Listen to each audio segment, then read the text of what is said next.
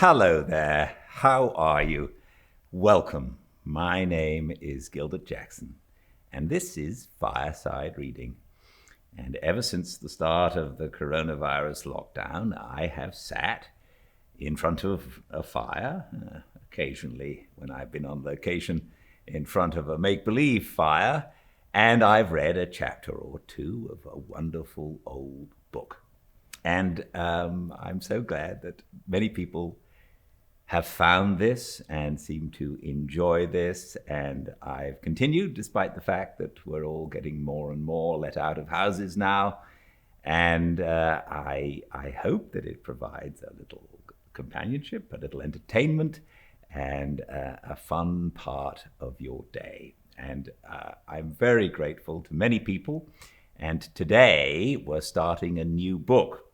And when I come forward from the camera down, sit here, I see a few names pop up, and there are many regulars. I saw Eve and Evelyn and Mary and somebody called Nikki, who I don't know that I've met before. Nice to meet you, Nikki. Nice to meet you all. Thank you so much for coming. I love doing this. And I decided to read David Copperfield next. Now, the book we just read, which was fantastic, was Anne of Green Gables. And I had never read that before, and so it made me think, what are the great books that I've never read before? Because I'd like to do that. That way we get to read them together. And maybe you've read David Copperfield before, maybe you haven't. But the idea is that the way I look at it is, at the moment, we're not really very able to travel, but there are certain books out there that have been around for hundreds of years or over 100 years, and they are classics and considered by many who know these sort of things some of the great novels in the English language. And so it's a bit like traveling. We're going on a time travel as well as a culture travel into the world of a great book that I've never read before. If you know it, that's wonderful, but we're still going to go there. And it'll take a while for us to get to the end, but in a way that's part of the joy of it. So today we're going to start David Copperfield. I have one addition, a change to normal. I have some tea. I don't know if you can see that on Instagram. All of the chapters of everything that I do, I upload to the YouTube channel, Fireside Reading. So the live reading happens on Instagram, and then everything gets uploaded. And also, because this is a long book, and of course people will miss chapters occasionally, I'm going to, after the recording, do a brief synopsis of the chapter, and I'm going to put that up on YouTube, and maybe that'll be a place that you can go to if you want to quickly catch up on what you've missed and you don't have time to listen to the whole chapter. So that's going to be on YouTube, the Fireside Reading channel. The last thing I wanted to say is that in this first chapter, some of you may know, I didn't, there's something called a call. He talks about a call. When a baby is born, 1 out of 80,000 babies has a call. It's part of the amniotic sac that the baby, when it comes out, has over its head, like a shawl. And it was considered lucky. It was considered especially lucky to prevent drowning. Welcome to a fireside reading of Charles Dickens's David Copperfield. This is the first day of reading, and the book comes with a dedication. Affectionately inscribed to the Honourable Mr. and Mrs. Richard Watson of Rockingham, Northamptonshire. And there are 2 prefaces. Preface to the 1850 edition. I do not find it easy to get sufficiently far away from this book. in the first sensations of having finished it, to refer to it with the composure which this formal heading would seem to require. My interest in it is so recent and strong, and my mind is so divided between pleasure and regret, pleasure in the achievement of a long design, regret in the separation from many companions, that I am in danger of wearying the reader whom I love with personal confidences and private emotions. Besides which, all that I could say of the story to any purpose, I have endeavored to say in it. It would concern the reader little, perhaps, to know how sorrowfully the pen is laid down at the close of a 2 years' imaginative task, or how an author feels as if he were dismissing some portion of himself into the shadowy world, when a crowd of the creatures of his brain are going from him forever. Yet I have nothing else to tell, unless indeed I were to confess, which might be of less moment still, that no one can ever believe this narrative in the reading more than I have believed it in the writing. Instead of looking back, therefore, I will look forward.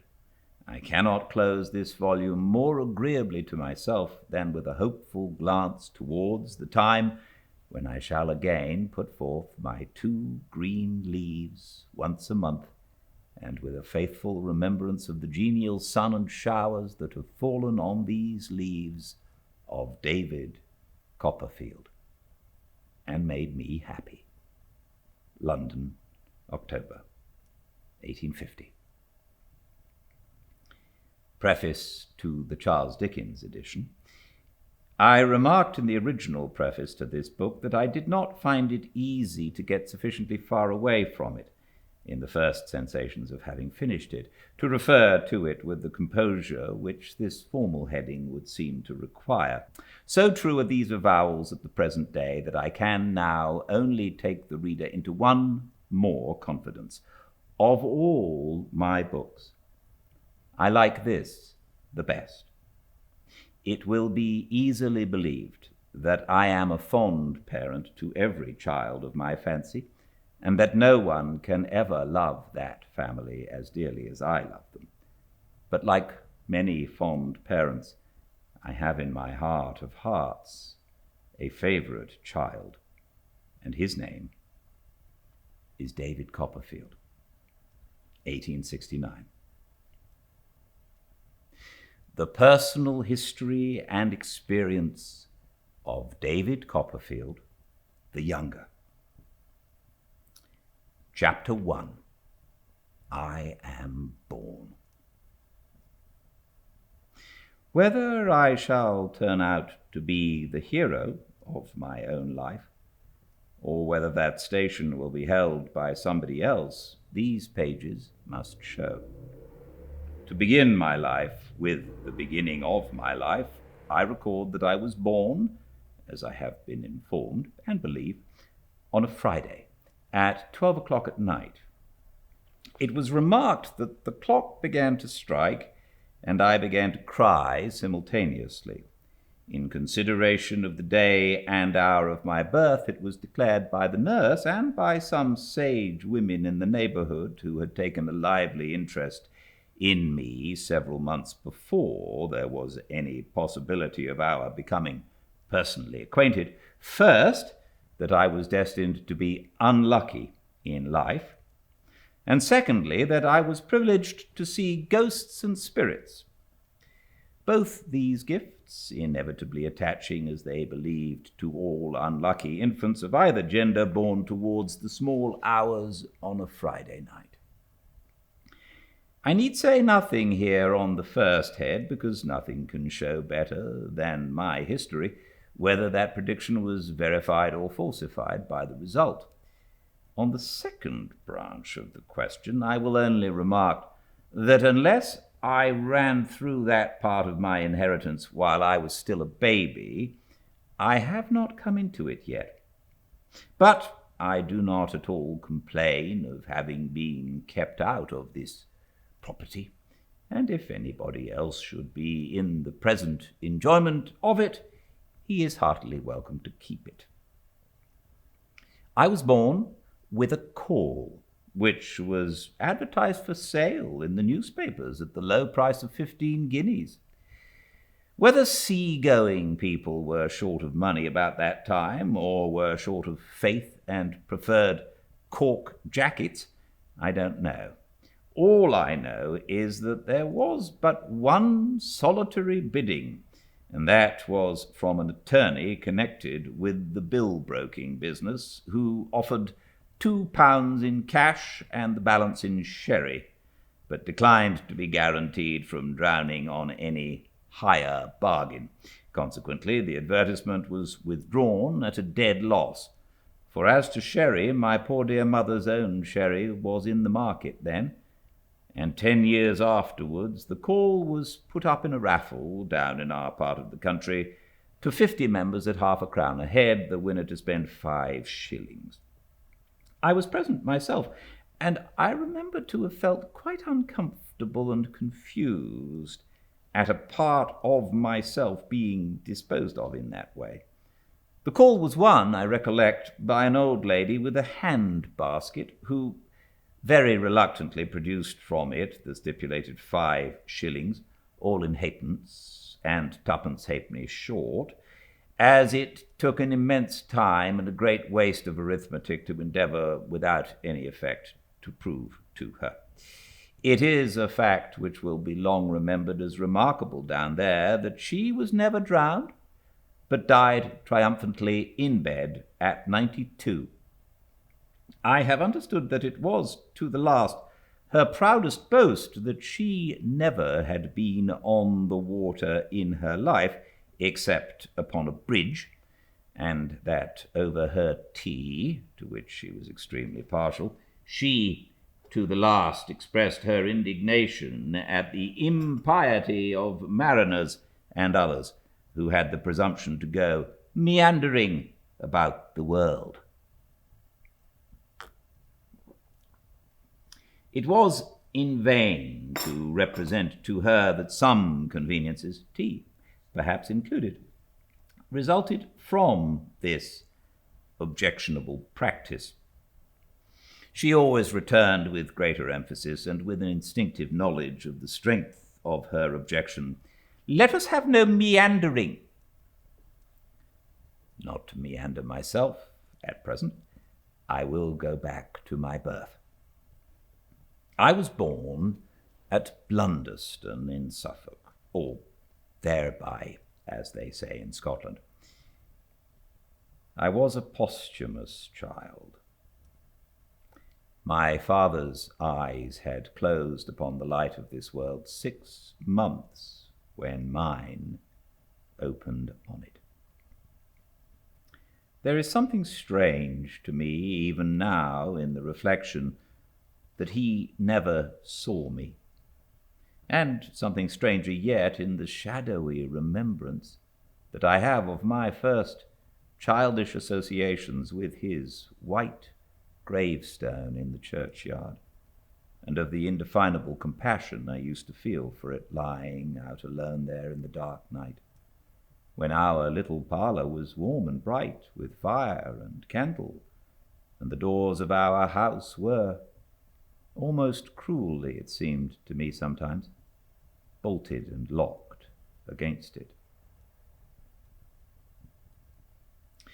An aunt of my father's, and consequently a great-aunt of mine, of whom I shall have more to relate by and by, was the principal magnate of our family, Miss Trotwood, or Miss Betsy, as my poor mother always called her, when she sufficiently overcame her dread of this formidable personage to mention her at all, which was seldom, had been married to a husband younger than herself, who was very handsome, except in the sense of the homely adage, "Handsome is that handsome does," for he was strongly suspected of having beaten Miss Betsy, and even of having once, on a disputed question of supplies, made some hasty but determined arrangements to throw her out of a 2-pair-of-stairs window.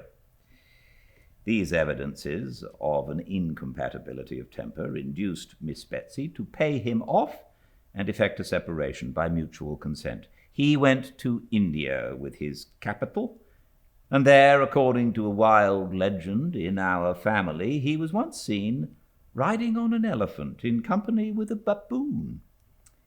But I think it must have been a baboo or a bagoon.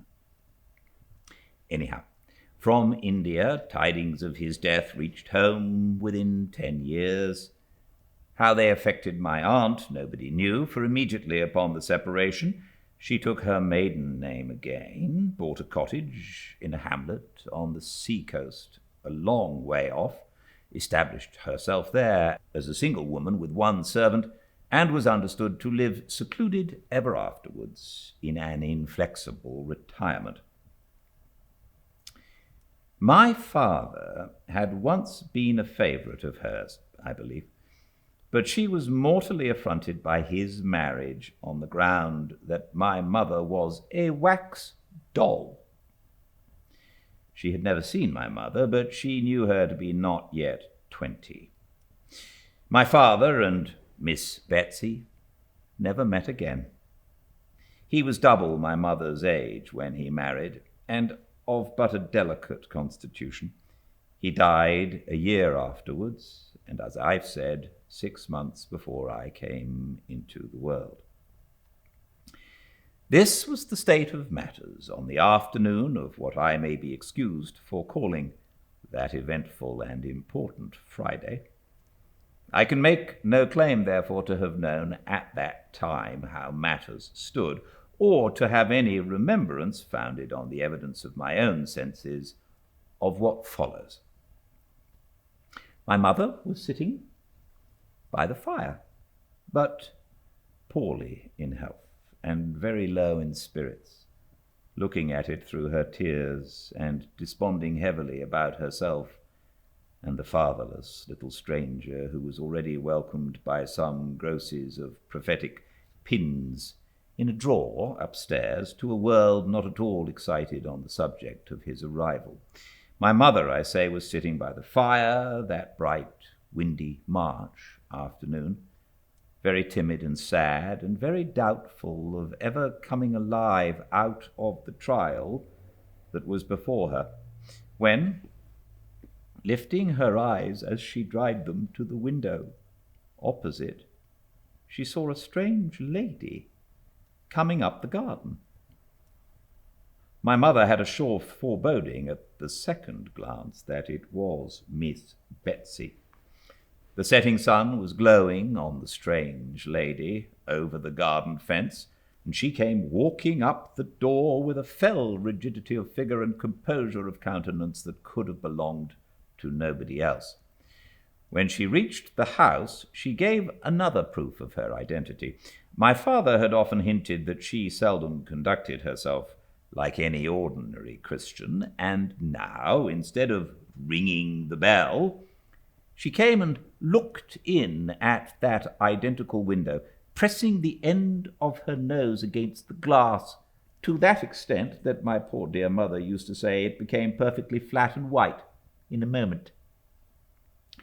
She gave my mother such a turn that I have always been convinced I am indebted to Miss Betsy for having been born on a Friday. My mother had left her chair in her agitation and gone behind it in the corner. Miss Betsy, looking round the room slowly and inquiringly, began on the other side and carried her eyes on like a Saracen's head in a Dutch clock until they reached my mother. Then she made a frown and a gesture to my mother, like one who was accustomed to be obeyed, to come and open the door. My mother went. "Mrs. David Copperfield, I think," said Miss Betsy, the emphasis referring perhaps to my mother's mourning weeds and her condition. "Yes," said my mother, faintly. "Miss Trotwood," said the visitor. "You have heard of her, I dare say."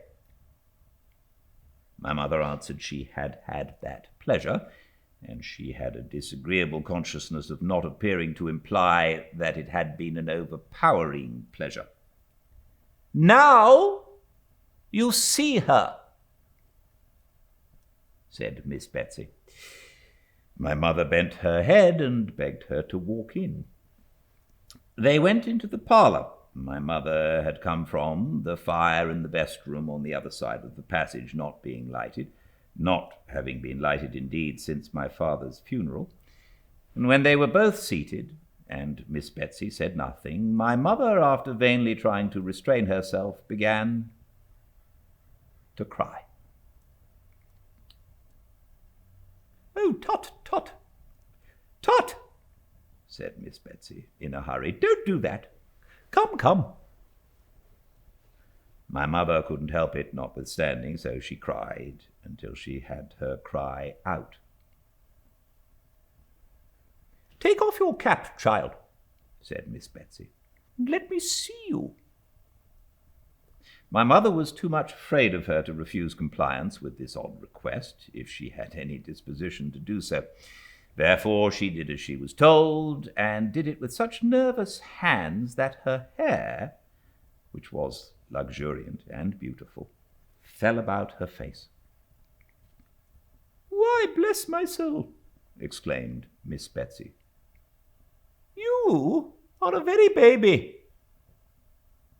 My mother was no doubt unusually youthful in appearance, even for her years. She hung her head as if it were her fault, poor thing, and said, sobbing, that indeed she was afraid she was but a childish widow, and would be but a childish mother if she lived. In a short pause which ensued, she had a fancy that she felt Miss Betsy touch her hair, and that with no ungentle hand.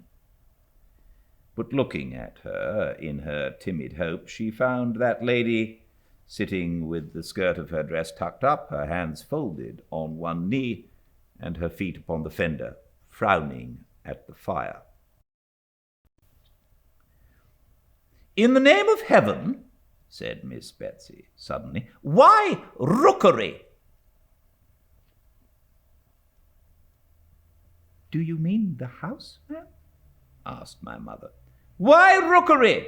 said Miss Betsy. "Cookery would have been more to the purpose, if you had had any practical ideas of life, either of you."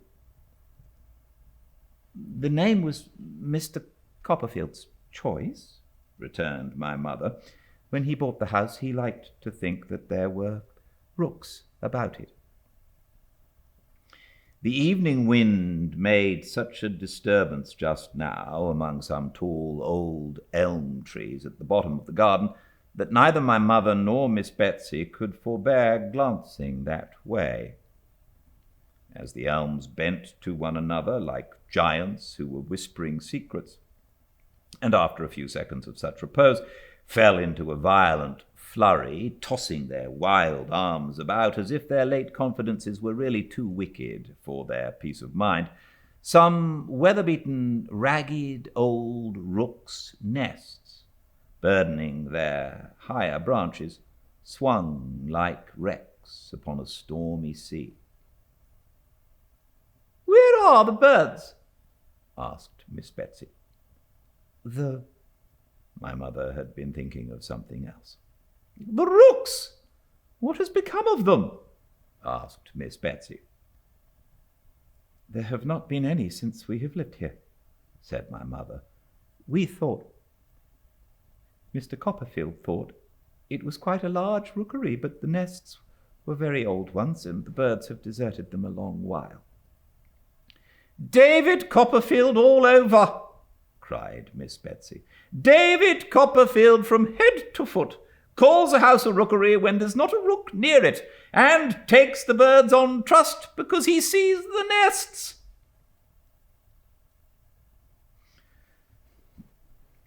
"Mr. Copperfield," returned my mother, "is dead, and if you dare to speak unkindly of him to me—"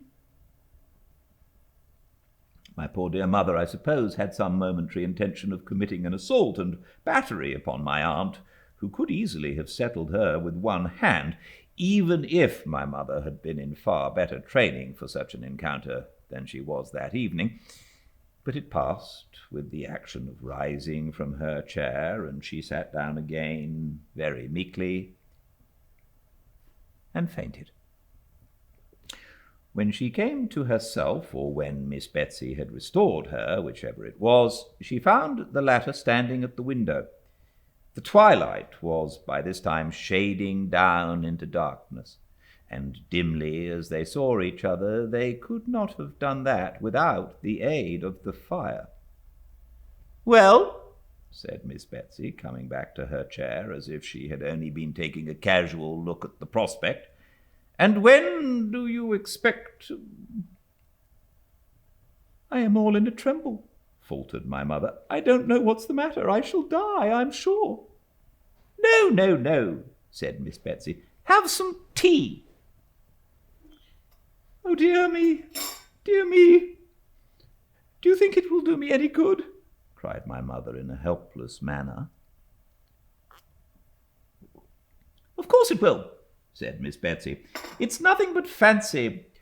What do you call your girl?" "I don't know that it will be a girl yet, ma'am," said my mother innocently. "Bless the baby!" exclaimed Miss Betsy, unconsciously quoting the second sentiment in the pincushion in the drawer upstairs, but applying it to my mother instead of me. "I don't mean that. I mean your servant girl." "Peggotty," said my mother. "Peggotty!" repeated Miss Betsy with some indignation. "Do you mean to say, child, that any human being has gone into a Christian church and got herself named Peggotty?" "It's her surname," said my mother faintly. "Mr. Copperfield called her by it because her Christian name was the same as mine." "Here, Peggotty!"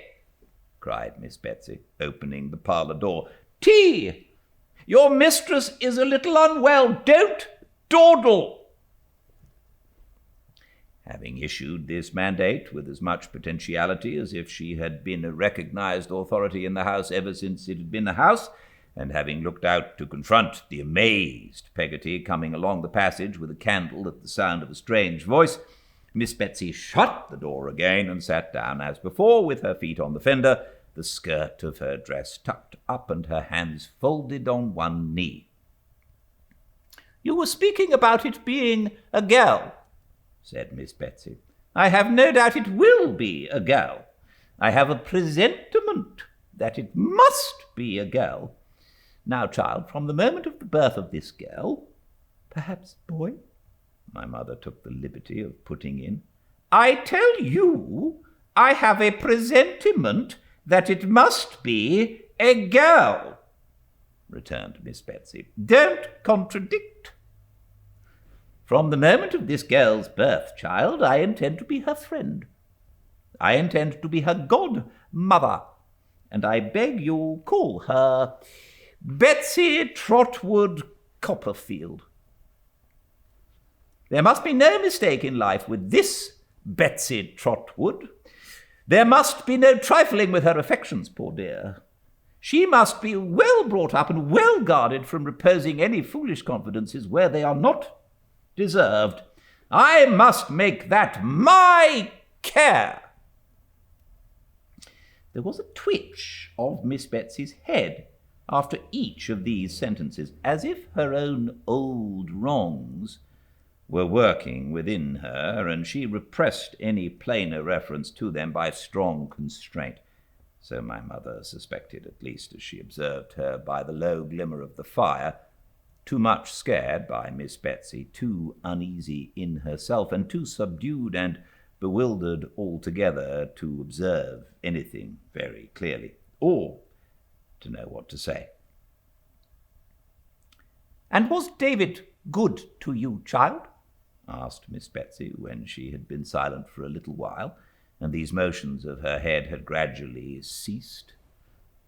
"Were you comfortable together?" "We were very happy," said my mother. "Mr. Copperfield was only too good to me." "What He spoilt you, I suppose, returned Miss Betsy. For being quite alone and dependent on myself in this rough world, again, yes, I fear he did indeed, sobbed my mother.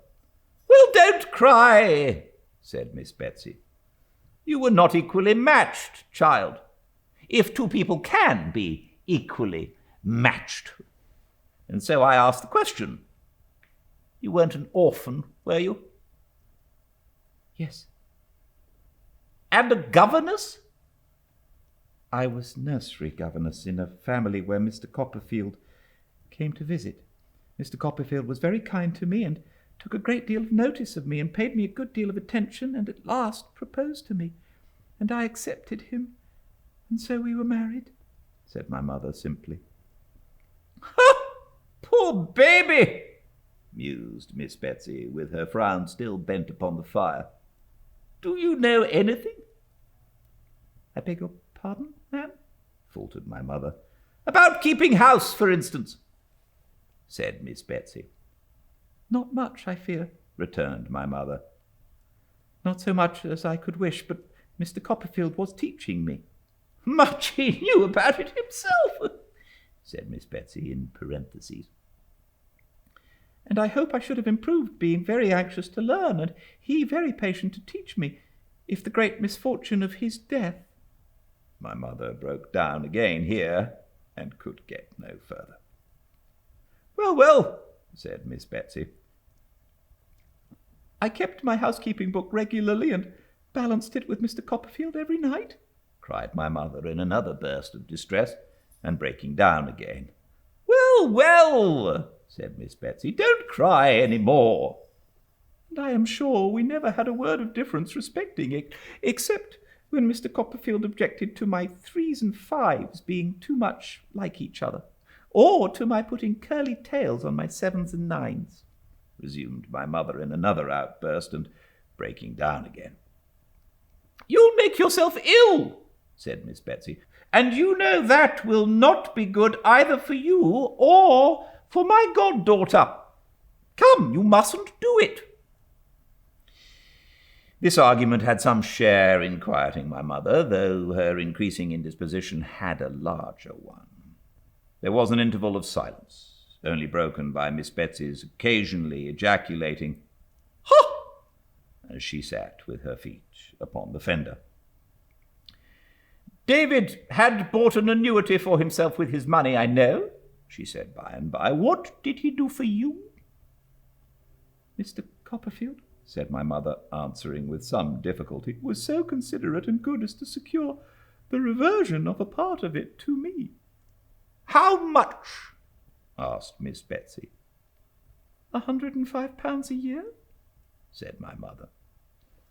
He might have done worse, said my aunt. The word was appropriate to the moment.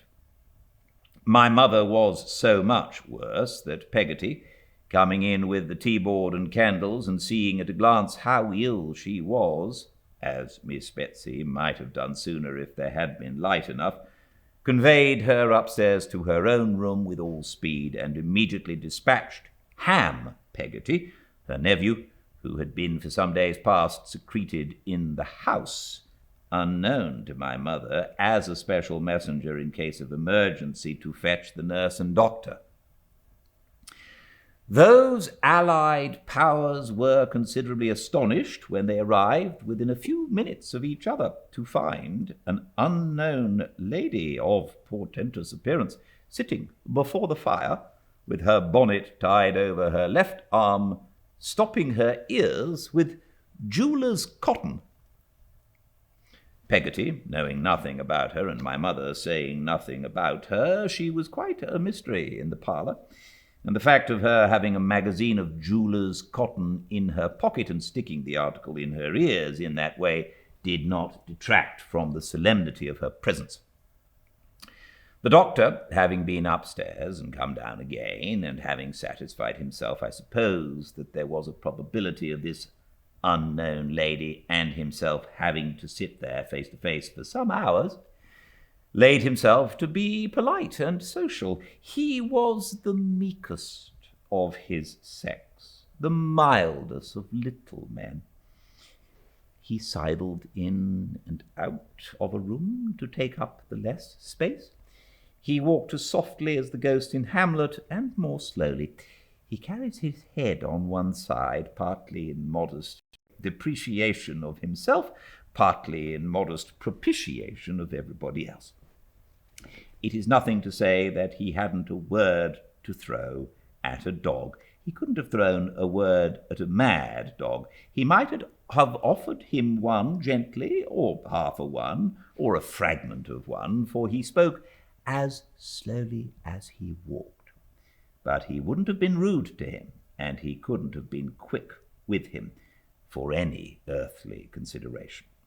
Mr. Chillip, looking mildly at my aunt, with his head on one side, and making her a little bow, said in allusion to the jeweller's cotton, as he softly touched his left ear, "Some local irritation, ma'am?" "What?" replied my aunt, pulling the cotton out of one ear like a cork. Mr. Chillip was so alarmed by her abruptness, as he told my mother afterwards, that it was a mercy he didn't lose his presence of mind, but he repeated sweetly, "Some local irritation, ma'am?" "Nonsense!" replied my aunt, and corked herself again, at one blow.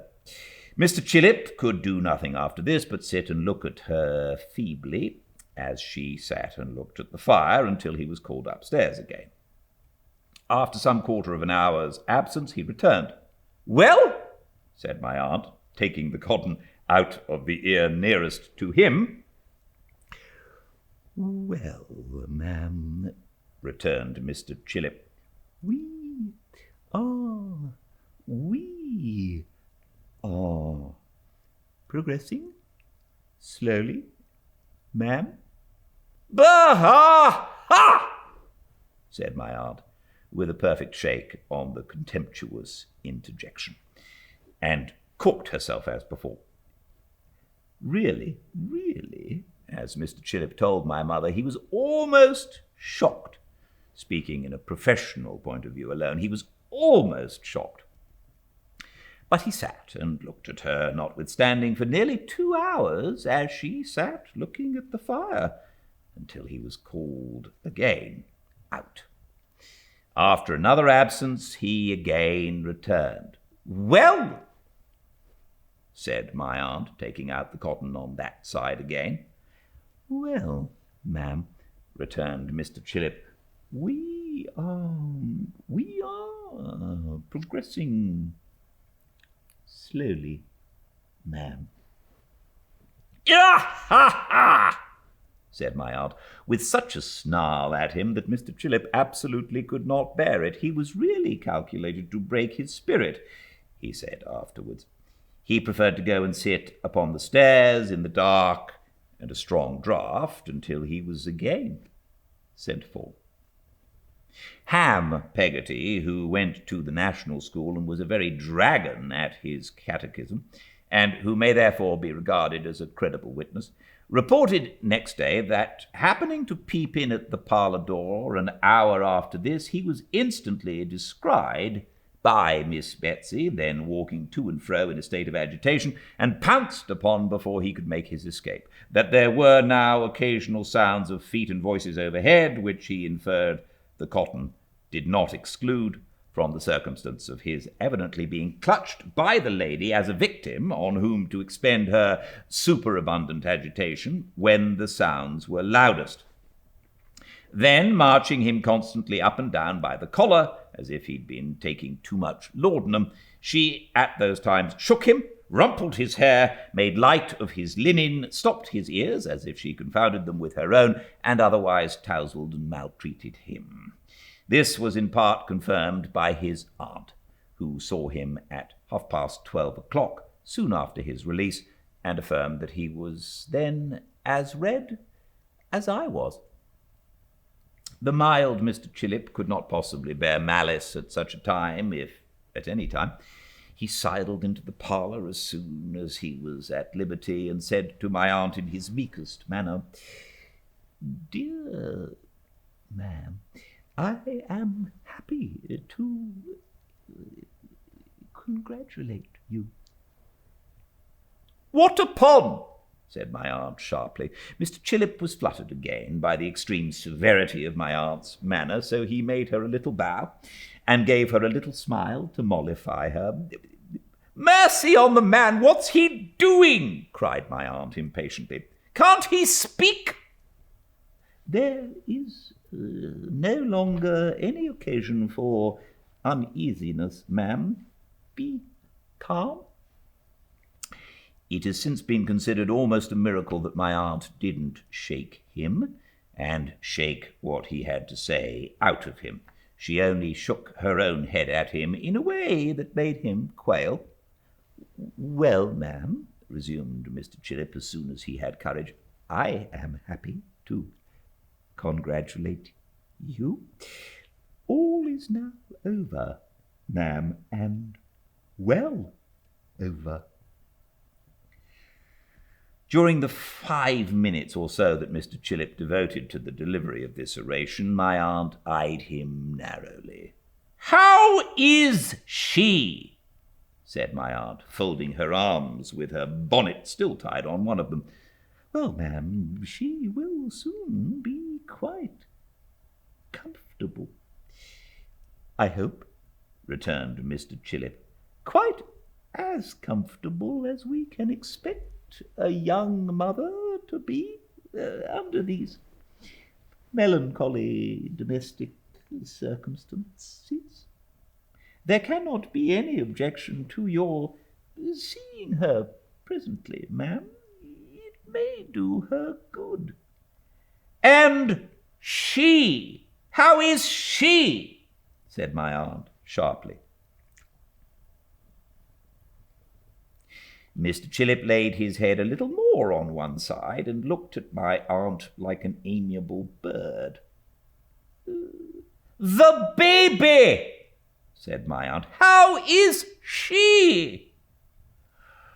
"Oh, ma'am," returned Mr. Chillip, "I apprehended you had known. It's a boy." My aunt never said a word, but took her bonnet by the strings, in the manner of the sling, aimed a blow at Mr. Chillip's head with it, put it on, bent, walked out, and never came back. She vanished like a discontented fairy, or like one of those supernatural beings whom it was popularly supposed I was entitled to see, and never came back any more. No, I lay in my basket, and my mother lay in her bed, but Betsy Trotwood Copperfield was forever in the land of dreams and shadows, the tremendous region whence I had so lately travelled. And the light upon the window of our room shone out upon the earthly bourne of all such travellers, and the mound above the ashes and the dust that once was he, without whom I had never been.